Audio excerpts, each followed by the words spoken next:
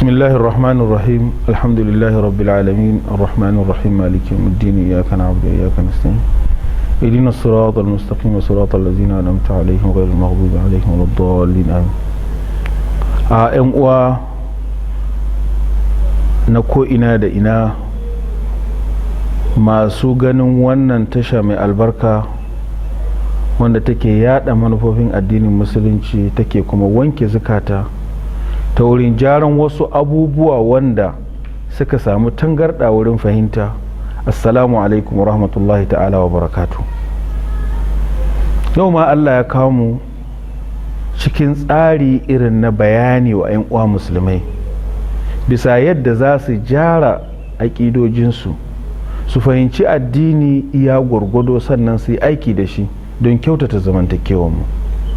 Alhamdulillah muna da malamai na addini manya-manya wanda duniya ta san su kuma sun yi rubuce-rubuce da dama sannan kuma sun kafa hujjojin da ya kamata duk wanda ya gani dole ne ya karbi wannan a matsayin aiki na ingantacce na gari sannan kuma ya kyautata niyyar cewa sun yi wannan aikin ne don su jara zamantakewanmu. To, 'yan uwa mun san cewa mu musulmai muna da tsari na shugabanci a musulunci wanda ya kamata shi za mu bi mai aiki da shi. Ba ma cewa wai tsarin da muke da shi ne yanzu din a saba masa ko a bijire masa ba, a'a mu yi aiki da addini a matsayinmu na musulmai domin duk inda muke muna tare da wannan addinin. Ba zai yi mu rige rigar musulunci mu shiga wani bangare sai mun dawo kuma mu sake sa wannan rigar mu yi aiki ba, a'a mu tun da muka zama musulmai to yanzu har tashin duniya mu musulmai ne ba canji.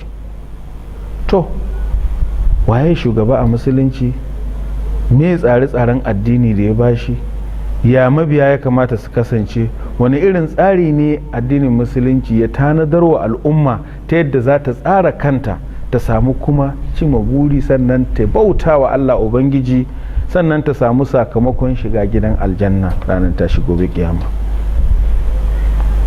Alhamdulillahi a cikin takarda na nasiha wanda ake ce masa alnasihatul kubra wanda Sheikh Ibrahim saleh ya rubuta shi, mujalladi ne guda biyu. A cikin mujallad na biyu a shafi 150 zuwa 159 an yi maganan ya kamata a tsara shugabanci a addinin musulunci.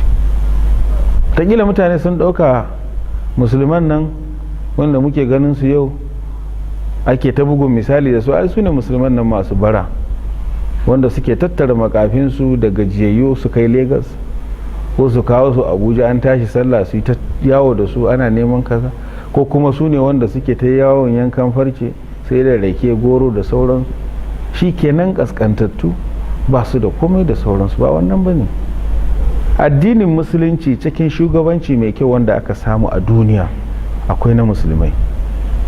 Kai hatta wannan mulkin da yanzu muke gani din nan da ilimi da wayewa wanda duniya take alfahari da shi a matsayin nata ne, duk wanda ya san addinin musulunci zai san cewa a bincike suka samo shi kuma ta hanyar musulman suka samo shi, suka jara shi suka mai da shi nasu. sun san cewa ingantacciyar rayuwa ba za ta samu ba sai ta wannan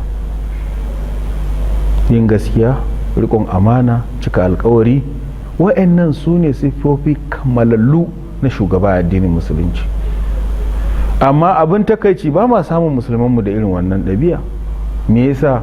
domin wannan al'amarin sun jahilce shi, kuma da suka gan shi a wurin mutane sai suka yanke kauna suka ce kad ba za su iya ba, irin yadda baturai suke tab mun isa kaza kaza. to ba haka bane. addinin musulunci da musulmai su ya kamata a ce suke da irin wannan al'adu, amma sai sun karanta addinin su sun yadda kuma za su yi aiki da shi, domin duk abin da baka yadda da shi ba ya zamanto ba za ka yi aiki da shi.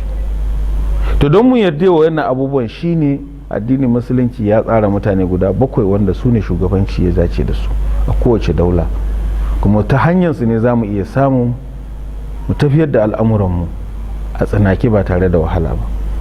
muna da na farko shine al-imamul azam ko kuma as-sultan wanda yake shine kuma al-hakim namu, kamar shugaba kenan gaba ɗaya mai cikakken iko. sannan muna da wanda yake mataimakinsa waliyul ahad wanda mutum ne wanda shi ma yana da sanin addini, yana da karatu, yana da ilimi, amma shi yana nan ne a matsayin mataimaki, domin ta yi shugaba ya yi tafiya ko ya rashin lafiya ko wasu al'amura su hana shi ya fito, don akwai wani wali sai wakilta shi yi. kuma wannan mutum a matsayin shi na wanda yake mataimaki ne zai iya zama kullum yana ganin wannan shugaban me yake yi don ya kwaikwayo irin halinsa shi ma ya ci gaba da yi. sai sa an ce ba yadda za a ce dan adam ya cika, mu duk yadda muka yi ba mu cika ba. to addinin musulunci da yake ya san tsari nan kuma ya san duka abubuwan nan na ubangiji ne ga yadda ya kawo. sannan kuma muna da ainihin mutanen da za su kasance majalisa ne na shawara, wanda za su kasance za su taru akan kowane abu da ya shafi harkar musulunci da al'umma, su ba da shawarwari, a ɗauki wannan shawarwari kusan a haɗa su da addinin musulunci, a ga dacewarsu sai a aiki da su al'umma. kuma in ma abu ne ya gagari shi shugaba ba zai tsaye shi kai tsaye ba, sai ya neme su, in ya so sai ya haɗa da su, sai su ba shi shawara, domin duk girman abu na mutane da suka yi na jama'a baya lalacewa. sayyidina umar yana cewa cikin hikimarsa, ra'ayul jama'ati la tashqal biladu bihi raqm al-khilaf. duk yadda zamu samu sabani, duk yadda zamu dinga fafatawa, ba zai yi bane sam ra'ayin jama'a ya bata gari ba. Allah ubangiji sai ya ba mu hikimar da in muka taru zamu iya samun hanyar da zamu samu saukin al'amari, ko kuma mu samu wanda cikinmu Allah zai bashi hazaƙan da zai ga mana mafita, kuma sai mu fito da ita wa jama'a, tsarkake zamantakewarmu, ko kuma mu biya buƙatarmu, ko kuma mu samu halli wa wannan matsalar a duk yadda take. sannan kuma muna da ainihin mutanen da suke matsayin hizba al-muhtasibun, wanda su jami'ai ne na addinin musulunci, wanda za su dinga shiga kowane lungu, sako-sako, ƙwararro, kuma su suka fi kusa da jama'a, za su dinga nuna musu kuma yadda za su yi. kuma wasu yara ne suka yi fada, za su sulunta tsakaninsu, mace da mijinta, ɗan ƙaramin abu ya ɓata, ko wani wanda ya rasa dabbarsa, ko wani abu dai. sannan kuma in aka kira sallah, ko da mutane ba su da sani, suna iya biyowa cikin titan su ga mutanen kira sallah fa, kowa ya tashi ya sauro, kowa ya wannan, kowa wannan, ko kuma ku zo ana neman ku, ai yau sallar juma'a ne, kowa ya je juma'a, ai sauri, ai kaza, ai kaza. ko su zo cikin inda mutane suke taro, su ba su ruwan sha, a ba su na alwala, nuna musu hanyar inda bayan gida take wurin zuwa a biya bukata da sauransu. sannan kuma duk wani abu da aka zartar na musulunci su za su tsaya a kai, su ga cewa al'ummar musulmi ta samu ta fahimci wannan din kuma ta aiki da shi. cikinsu akwai wanda za su iya sadaukar da kansu su tsare limamanmu, alƙalanmu, shugabanninmu, manya-manyan mutanenmu da gidajenmu, kai ma su yi gadi gaba ɗaya ma inda muke. duk wannan aikin almuhtasibun ne, suna nan kamar murabitun, wanda za su kare al'ummar musulmi daga kowane mai sharri, sannan su sulhunta tsakaninsu. in abu ya fi karfinsu kuma su kai gun hukunci, ko su kai wanda Allah ya mallaka musu wannan tsarin. sannan cikinsu za a iya samun ainihin wanda yake so aikinsu ne su dinga bi suna jin koke-koken jama'a, su zo su gaya shi shugaba, ta yadda shi kuma zai yi kokari ya ga yadda za a biya wa yannan mutane bukatunsu, don kada gunaguni su yi yawa. don yanzu haka duk lokacin da aka ce wani ya riga zama babban mutum, to ba kowa ne zai zo kusa da shi ba. sannan kuma rashin kasancewanka a kusa da shi ta yi kai masa wani mummunar fahimta. to addinin musulunci ya fi son ya kauda wannan tsakanin, sannan ya ba da hanya ta kowa da kowa zai iya zuwa ya yi magana kuma a saurare shi. in ma babu, akwai ta yadda zai faɗa, wantan kuma ya ɗauko amana ce ya zo ya faɗa shugaba, don a san yadda za a bullo wannan al'amarin. sannan kuma muna da alƙalai wanda su ƙwararru ne na musamman a fannin shari'a ta addinin musulunci, ta yadda duk wani abu in ya taso na shari'a da hukunci su suna da saninsa. sannan kuma ba za a bar su haka ba, duk wani hukunci da aka yi a baya rubuta shi ake, a tsara shi, a jara shi, a ajiye, domin duk wani alkali da ya zo nan gaba zai iya karanta wannan hukuncin ya gane ya yi aiki da shi. sannan kuma ba zai ba ainihin alkalan bayan wahala ba ta wurin shiga bincike da neman masu ijtihadi da masu fatawa, da kuma tattara ra'ayoyin malama akan wannan abu sannan a yi hukunci. To alƙalanci yana buƙatan ƙwararre masani wanda kuma ya fice a wannan ɓangaren, sannan kuma yana da hazaƙar ilimi da karatu domin ya sulhunta tsakanin mutane, ya musu hukunci shari'a ta musulunci mai adalci wanda kowa da kowa ɗaya ne a wurinta. Ta yi musulmi ne da wanda ba musulmi ba, in aka zo shari'a ba ruwan alkali da wanda ba musulmi ba. Ta yi mace ne da namiji, saɓanin hankali da tunaninmu na nan, mace kaza ne ai namiji kaza ne, a shari'ar musulunci kowa yana da haƙƙinsa, ba wani bambanci tsakanin mace da miji ko ƙarami da babba ko kuma musulmi wanda ba musulmi ba. A'a, duka a hukunci addinin musulunci akwai ka'ida na yi musu hukunci. Don ka zalunci mutumin da ya ce arne ne, arne ne kaza kaza, a wannan tan babu shi, domin arnancinsa bai sa za a masa rashin adalci ba. Sannan in musulmi ya cuci wannan arnin, kwace wannan haƙƙin za a yi a wurinsa a mayarwa ne. Sannan kuma shi zaman da zai a matsayin shi na wanda yake ba musulmi ba a cikin musulmai din akwai dokar da za ta kare shi, ba a taba iyalansa, ba a taba dukiyarsa, ba za a taba lafiyarsa ba. Kuma in har yana biyan jizya wato haraji irin wanda mamu zai biya wa daular musulunci, to zai samu kariya ta musamman, kuma zai gudanar da rayuwarsa cikakke. Zai je a bashi magani a asibiti, zai kai ƙara, zai je korafi, yana da haƙƙi a komai da komai, kuma addininsa ya rage masa. Wannan shine adalcin musulunci wa kowa da kowa. Sannan muna da ainihin wanda ya kamata a ce su tattalin arziki suka sani, wato banki irin na addinin musulunci ko kuma daular musulmai. Banki ne wanda babu riba a ciki, tsarin banki ne na ajiya da ba da bashi da taimako da kuma sauran abubuwa wanda ake bukatansu. Sannan kuma an halalta wa wannan bankin a tara masa wasu abubuwa, kamar duk mutumin da ya kasance ya rasu kuma bai da kowa, wannan dukiyarsa tara za ya sa a je a sa a bankin dolar musulunci.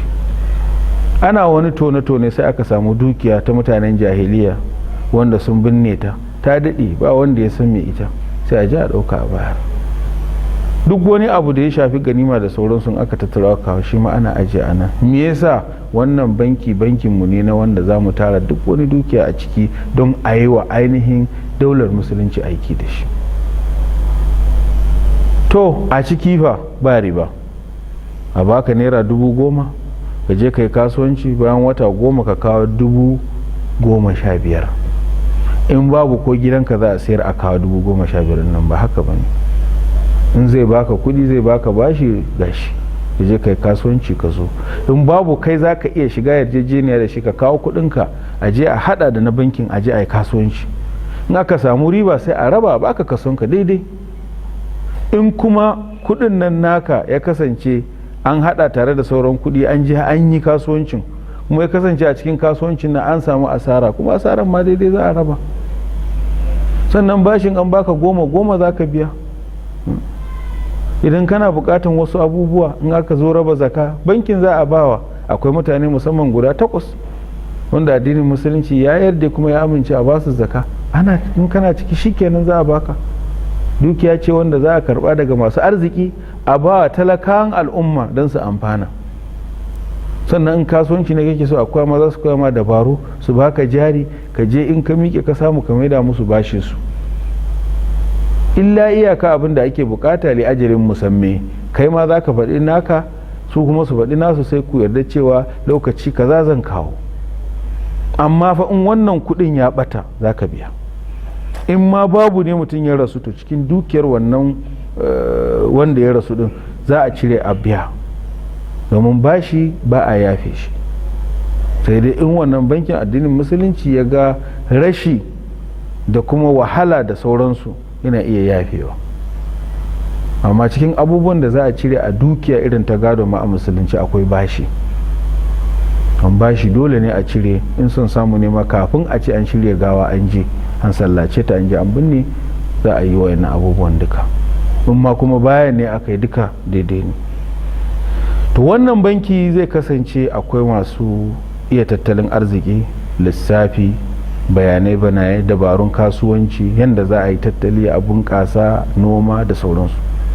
Sannan daular musulunci tana buƙatar wanda yake suna matsayin kwamishinoni ko kuma wakilai na jama'a wurin ayyuka da ci gaba, wanda suka fi ƙwarewa wurin karatu, rubutu, koyar da yara da sauransu, sai a sa su ɓangaren ilimi, wanda suka iya lissafe-lissafai, kasuwanci, tattalin arziki da sauransu, sai a sa su wannan ɓangaren. Wanda suka iya likitanci, magani da haɗa magunguna da sauransu, sai a kai su asibitoci da wuraren da za su yi warkar da marasa lafiya.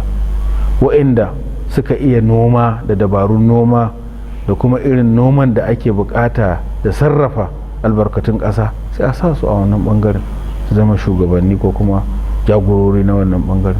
Wanda suka iya tsari irin na tuƙi da gina kwalta da gidaje da sauransu, su ma haka. Wanda sun iya ƙere-ƙere da sauran abubuwa, su ma za a nemi wani ɓangare a sa su, domin al'umma ba za ta taɓa zama cikakkiya ba sai tana da wa'annan mutanen duka. Kowane ƙarami, kowane zam ne muna buƙatansa. Sannan addinin musulunci bai taɓa barin al'umma ta tafi haka ba, kara zubi, a'a.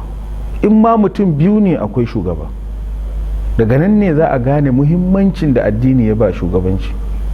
Ko guda biyu ne suke tafiya, musulmai guda biyu rak, to dole ne su yarda cewa a tsakaninsu, wane kai ne in muka je wani wuri za ka yi magana, kai ne in lokacin sallah ya za ka mana sallah, kai ne ya kamata ka mana kaza. Sannan kuma suka kasance jama'a ne da yawa, addinin musulunci bai bar su haka ba, ya kafa dokoki wurin jagoranci. Ko da ƙauye ne za a zo a kafa ta a musulunce, ba zai yi a zo a kafa ƙauye kawai na son ra'ayi da kuma ganin dama. Ba ku da wanda zai iya tona rijiya, ba ku da wanda zai iya ba yara magani, ba mai karban haihuwa cikin mata, ba wanda yake da doki da zai je sayo muku wani abu, ba wanda zai iya karatun addini balle ya muku sallah ko kuma ya muku hukunce. To a nan ku taru ku zauna haka duka jahilai, addini musulunci bai yadda ba. Dole ne ku samo duk wasu mutane irin wannan da kuke bukata, sannan ku ba ƙauyen ku zauna. In babu zaman ku a wannan ƙauyen bai yi ba, sai dai ku je ku haɗu da saura, domin kada a samu saɓani da rabon kawuna. Kuma kafa ƙauye nan bai nuna cewa kuna gaba da mutane ba, a'a. Ku ta ne fi sabilillahi, don kuna son ku samu wuri mai kyau, mai faɗi, isasshe da gonaki da sauransu. Amma in dai don ku saba al'umma ne ko ku rarrabu, ba addinin musulunci bai bada wannan damun ba. Sannan kuma ya kasance cikin waɗanda suke ana bukatar su addinin musulunci, su ne mutanen da suke da tunani mai kyau don su shugabanci. Akwai wani mutum wanda shi tuntuni ya riga yawa kansa hukunci, shi in ba bangaranci ba abin da ya sani. Wani shi in ba cikin jama'a masu yawa ba, shi ba ruwansa da 'yan kaɗan. Shi wani in ba masu kuɗi ba, shi ba ruwansa da talaka. Shi in ba mutane ne na kusa da shi ba, shi ba ruwansa wanda ba danginsa ba. To wayannan mutanen tuntuni addinin musulunci ya riga fidda su daga bangaren hukunci, sai dai in suka manta da wannan abin suka bari, me so sai su dawo. Me yasa? Domin zuwan addinin musulunci ma bai zo don ya kawo rarrabuwa ba, a ya zo ne ya tadda al'umma ta wancan zamanin ta jahiliya tana cikin wannan duhun jahilci. Kuma jahilcin ba wai na rashin karatu da rubutu ba, a'a, jahilci ne na rashin sanin ya kamata. Ga rubutun ga karatun, amma son ra'ayi da son rai ya wuce gaba, ta yadda mai kyau din ma ana ganin sa ba mai kyau ba, sai dai in kai mara kyau shine ki gani mai kyau. To wannan abun ya bata duniya a wancan lokacin. Allah ubangiji cikin rahamarsa ya turo manzonsa wanda yake fiyayyen halitta, ya bashi shari'o'i, ya bashi dokoki, ya bashi komai, domin duk wanda suka bi shi su tsira, sannan su kauda wannan jahiliyar. Saboda haka ba bambanci, kamar yadda annabi ya faɗa a cikin hudbarsa ta ƙarshe a hujjatul wada, cewa fa ba wanda ya fi kusa da Allah ubangiji sai wanda ya fi jin tsoronsa. Da dukiyar mutum, da kalansa, da inda ya fito, da yadda yake, da kuma ainihin kamanninsa, ba zai taɓa bashi wani tsari na fin wasu ba. Amma in akwai abin da an tabbatar a musulunci cewa shine dalili na fifiko, to tsoron Allah. Tsoron Allah kuma dole ne ka zubar da wayannan tarkacen duka. Kai ma Allah ne halicce ka, duk kowa ma Allah ne halicce shi, kai ma Allah ne arzuta ka, wani ma Allah. In ba ka da shi, Allah ubangiji ne, in kana da shi, Allah ubangiji. Saboda haka ba za ka ɗaura kowa ka rantsana ba, don me? Don a samu mu tafi lafiya. To a cikin halayya ta dan adam zai wahala a zubar da komai. To ya za ka yi? Musulunci ya ce ka rage hasadan nan, a rage ta, bakin cikin nan a rage, nuna isa da gadara a rage, wani abu da kake ji da shi na ji da kai ka rage, kai kokari dai a tafi da kai, amma hali ba wanda ba na shi. Me yasa ake faɗin wannan? Don ana faɗa ne don shugaba a musulunci ya kamata ya kasance mutum ne mai cikakken tunani, tunaninsa kuma ba irin na yau ba. Tunani irin na yau da yake zamani ne na siyasa, sai a ce a ai bai zaɓe ni ba, shikenan, a ai na zaɓe shi, ya faɗa shi. To al'umma tana buƙatar ta inganta rayuwarta ta hanyar bin tsari irin na addinin musulunci na hukunce-hukunce domin ta tsira da mutuncinta. Don duk mutumin da bai kasance yana da mutunci ba a addinin musulunci ba zai taɓa goya masa baya hakan yayi wani shugabanci ba. To akwai mabiya a addinin musulunci wanda su ne ilahirin al'ummar musulmi, akwai kuma shugabanni. Mun faɗi shugabanni da shugabanci addinin musulunci dole ne musulmi ya kasance ya zama shugaba. Allah ubangiji ya ɗaura masa duk wani nauyi na al'umma, dukiyarsu, adalci a tsakaninsu, ba su kariya ta musamman, ka yadda kai ne gaba kuma kai ne za ka yi aiki, ka ɗauki nauyi na yi musu hidima ba tare da wani neman sakamako ba, da wani wanda zai biya ka, kai dai ka san Allah ne zai biya ka. Sannan ba dare ba rana duk wani abun ya same su ya same ka, da kai da su duka jiki ɗaya ne, ba wani jiki wanda yake zai ciwo wanda wani ɓangaren jiki bai sani ba. Saboda haka ko farce ne yake ciwo duk jiki, ko yatsa ne, ko kai ne, ko kunne, ko ina. Saboda haka musulmai tamkar jiki ɗaya ne. Sannan kuma shi wanda ya zama shugaba kar ya ɗauka ya fi su. Babban saƙon da muke son mu bayar kenan. Shugabanci ba fifiko ba ne. In ka da fifiko ne to Allah ya fifita ka, kai sai ka dawo cewa fificin da Allah ubangiji ya baka ba mamaki zai jarrabe ka ne ya gani, sannan tambayoyi suna nan suna jiran ka. Domin tabbas in Allah ubangiji ya faɗa cikin alkawari cewa mun baka kuma za mu tambaye ka, mun naɗa ka kuma za mu tambaye ka, mun sauwaƙa maka amma karkace ba hisabi akwai. Ga ka shugaba ba wani wanda yake abin tausayi, abu roƙon Allah ya kare shi, sannan kuma ya yi ƙoƙari ya nuna adalci domin gudun ranar tashin gobe kiyama. A kiyama ba wani abu ƙarami ko babba da zai kubucewa Allah, komai ko mutum sai ya gani a zahiri.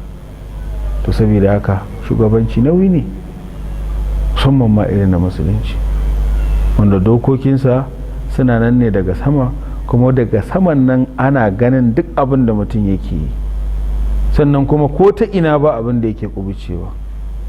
Hatta ma numfashin nan da muke yi a irge yake, maganganun da muke ana rubutawa, zantuttuka suna nan, ayyuka da duk gaɓoɓi, in ma baki bai magana ba sauran gaɓoɓi duk za su ba da shaida. Saboda haka nauyi ne wanda ba za a iya maganansa ba, ya yi matuƙar nauyi da ya kamata kowane shugaba ya nutsu, ya shiga hayacinsa, ya dawo daga yadda yake jiji da kai domin ya yi aikinsa da aka ɗaura masa, sannan ya san cewa kuma jarraba ce ta ubangiji ba fifiko ba ne. Idan ya yadda cewa fifiko ne to in ya tsunduma cikin wannan abun ƙarshenta ya halaka.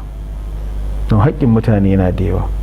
Sannan ya sani cewa matsayin shi na shugaba duk lokacin da aka ce ya fara ɗaukan wasu su ne a matsayin wanda za a yi shawara da su, ya bar wasu a matsayin su ne kaskantattu, ya tattara wasu su ne wanda suka fi kowa, ya biya ta wasu don su suka fi yawan magana, to ya ɓata.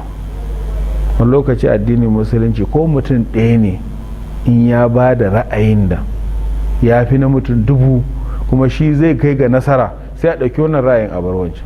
Saɓanin demokuraɗiyya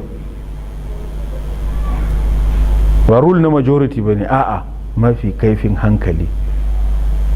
So nawa aka taru ƙanana ko kuma 'yan kaɗan su faɗi abu mai kyau a ƙi ɗauka, in aka je aka halaka a zo a ce kai dama mun yi da wannan. To dokan Allah ba ta mutum ba ne, amma kuma mutanen su suke tabbatar da ita. Sannan mu san cewa duk wani abu da ya shafi kala da yare da bambance-bambance na wurin gari da ba gari ba, masarauta da masarauta ba, gefe ba da gefe ba, sama ba da ƙasa ba, to wannan abin ya kamata shugaba na addini ya manta da shi, ya aiki ya ɗauki kowa musulmi ne, kowa nashi ne. Sannan mu sani cewa Allah ya ɗaura masa nauyi, cikin nauyin da Allah ya ɗaura masa duk wani abu da zai ya kasance ya yi shi bisa hujja da kuma an yarda masa a shari'ar musulunci ya yi. In dai bai yi ba to ya san ya saba addinin musulunci. In ya saba addinin musulunci kuma al'ummar musulmi ba za ta bi shi akan wannan rashin gaskiyan ba da kuma sabanin shari'a ba. Shi yasa yawanci a Hausance ake cewa wai shari'a sabanin hankali, wato iya hankalinka da kaifin tunaninka sai ka ga shari'a ta saba ma. Ƙaramin misali shine Allah ubangiji ya ce ka kwanta kai bacci, a can lokacin da bacci yake da daɗi kuma sai ce ka tashi kai sallah, suka ji ana ce ma as-salatu khairu minan nawm. Ai yanzu lokaci ne wanda sallah ta fi bacci, saboda haka in ka ji wannan kiran sallah baka tashi ba, baka yi adalci ba, kuma baka yi daidai ba, kuma ka saba dokan addini. In ka tashi kai sallah kuma ka samu lada, kuma a wannan lokacin akwai abin da zai mai gurbin wannan baccin naka, wanda shine yafi, domin akwai karbuwar addu'a, akwai samun fala da ubangiji, akwai taron sabon ranan da wani nishadi da fara wanda kai baka sani, sai ka gwada. In kuma kai bacci har lokacin ya wuce ka tashi, zaka tashi cikin gajiya, zaka tashi cikin tashin hankali, zaka tashi cikin rashin wasu abubuwa, ga kasala, kuma zaka ga cewa komai ɗinka a birkice sai ka tsara. Amma duk wanda ya fuskanci sabon rana ko sabon abin nan sallar safe da tashi a lokacin safe da kuma yin addu'a da roƙon Allah ta yadda Allah ubangiji ya kare ni, ya bani sa'a, ya sa kuma wannan rana ce wanda ni zan ji daɗi yi murna da sauran shi, to fara'a da sauransu za ta fi cika lokacinsa da kuma tunaninsa a wannan tsawon ranan fiye da yadda wanda ya tashi da gajiya da tashin hankali da sauransu. To su mabiya fa me ya kamata su yi? Na ɗaya as-sam'u, su kiyaye duk abin da shugaba ya faɗa su bi. At-ta'atu, su yi biyayya, bayan kaji kai biyayya. In kunne ya ji jiki ya tsira, me gangan jiki ya tsira ya bi doka. Sannan albai'a, ya kasance kowa ya ba da kai, wato ka je ka samu shugaba ka gaya masa ni jan bi ka sau da kafa, muddin dai baka saba Allah ba. Sannan kuma duk wani aiki da ya kamata in yi na addinin musulunci ka bani shi in yi shi tsakani da Allah, in kuma na laifi ka hukunta ni da dokar Allah. Sannan dole ne ya kare kansa da kuma manufofin gwamnatin addinin musulunci da shugaba na addinin musulunci da zuri'arsa da duk wani musulmi, ya kasance wannan nauyi yana kan. Saboda haka musulmi bai kamata ya ga musulmi ya bar shi ba, kuma kare shi da za a yi din nan akwai dokoki da dama. Ko da zai je cuci wani ne ka tare masa, ka ce masa a'a haramun ne wannan addinin musulunci bai yadda ba, to ka kare shi. In zai je faɗa ne ka raba su, ka sulunta tsakaninsu, ka kare shi. In ka ga wani abu ne zai zo ya same shi na mugunta ko kuma na zalunci ko na cuta, ka tare, ka kare shi. In kuma wani bala'i ne zai afka masa, ka tsaya ka tare, ka yi amfani da hikimanka, Allah ubangiji ya fidda kai da kai da shi duka kuka tsira, ka kare shi. To saboda ka kare al'ummar musulmi da dukiyarsu da gidajensu da duk abin da suka mallaka, hadda ma wani abu wanda su ba su yi tunani ba, ya riga zamanto tsari ne na duk wani mabiyin musulmi cikakke. Sannan kuma ya kasance shugaban nan an masa biyayya cikakkiya, saɓanin in ya saba ubangiji. Duk da aka kuma bai ce abu jire masa ba, ya ce a yi haƙuri, a bi shi da hankali, a yi nasiha. In kuma nasiha da bi da hankali da sauransu nan ba ta amfani ba, to a gaya wanda zai ji maganansu. Amma a wannan lokacin ma in mutum ya bijire, ya saba al'umma, ya koma gefe, ya je kuma ya mutu a irin wannan halin, to ya yi saɓanin tunanin addinin musulunci, ya fada kuma cikin azabar Allah, ya yi kuma mutuwa irin ta jahiliya.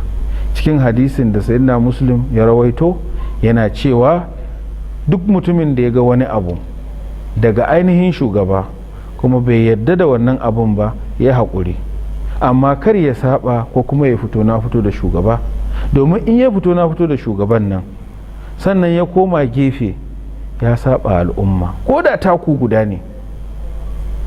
In kuma ya yi haka lalle har ya rasu akan wannan, to ya yi mutuwa irin ta jahiliya wanda Allah kaɗai ya san sakamakon wannan. To anan za mu dakata. Wassalamu alaikum wa rahmatullahi ta'ala wa barakatu. Sai ganin kuma na gaba.